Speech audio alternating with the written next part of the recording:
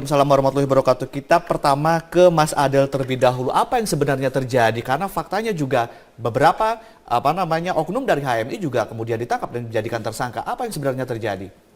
Jadi begini, kami melihat bahwa di balik demo itu ada sengkuni-sengkuni politik. Sengkuni ini kan dalam tokoh pewayangan itu orang yang cerdas, punya kekuatan dan punya ambisi. Tapi licik. Nah, dia gunakan kecerdasan dia ini untuk menghasut orang sehingga terjadi perpecahan demi kepentingan dia dan kroni-kroninya. Nah, kami menduga SBY lah sengkuninya. Makanya kami laporkan ke Barreskrim Mabes Polri. Dasarnya apa? Dari Ada kalimat apa yang kemudian membuat Anda sangat kuat yakin bahwa salah satu sengkuninya adalah SBY? di dalam video rekaman pidato Pak SBY di Cikeas pada tanggal 2 November waktu itu. Awalnya memang kami melihat sejuk di pidato awal.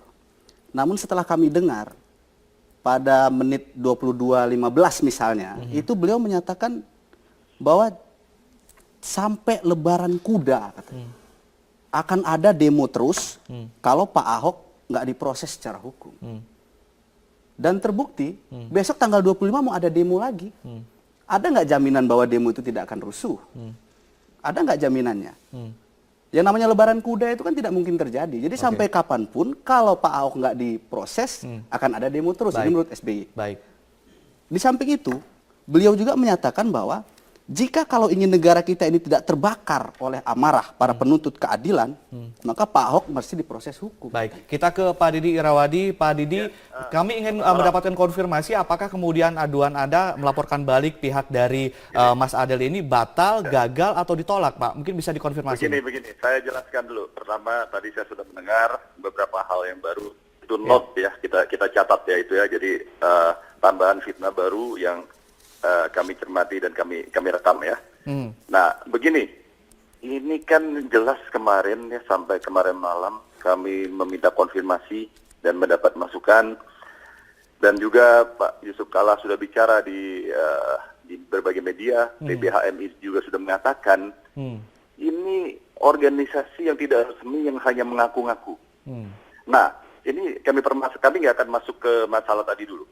Ini kehadirannya ke Metro pun jadi masalah. Ini sah atau tidak gitu. Legal kapasitasnya apa?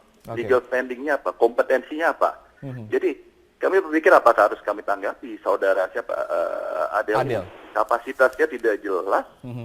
Dan apakah ada izin dari HMI atau forum alumni HMI?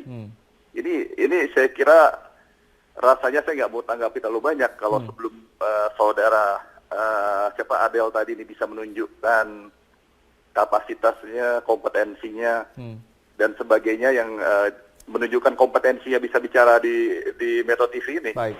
Saya kira ini dulu harus clear gitu loh. Adakah mungkin dia bawa anggaran dasar atau surat penunjukan dari organisasi yang resmi? Apa hanya mencari panggung pada saat ada ramai-ramai politik, bermain di adik kru, mencari panggung. Ini masalah lagi saya kira. Baik.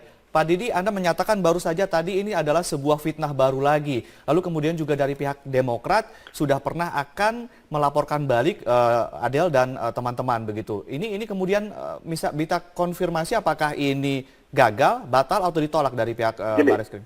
Ini saya lagi berpikir apakah saya harus tanggapi lebih jauh karena kapasitasnya, legal standingnya, kompetensinya ini tidak jelas. Justru ini kan mengaku-ngaku ini melakukan kebohongan publik gitu ya. Tambah lagi masalah lagi. Mungkin bisa berhadapan dengan PBHMI. Saya kira organisasi yang terhormat semacam PBHMI tidak akan membiarkan orang-orang yang tidak jelas itu mengaku-ngaku lalu bisa tampil berbicara selama forum silaturahmi alumni HMI. Baik. Jadi saya pikir apakah saya harus menanggapi? Saya pikir kalau legal standingnya, kapasitasnya, lalu kompetensinya meragukan, saya pikir percuma saya tanggapi juga.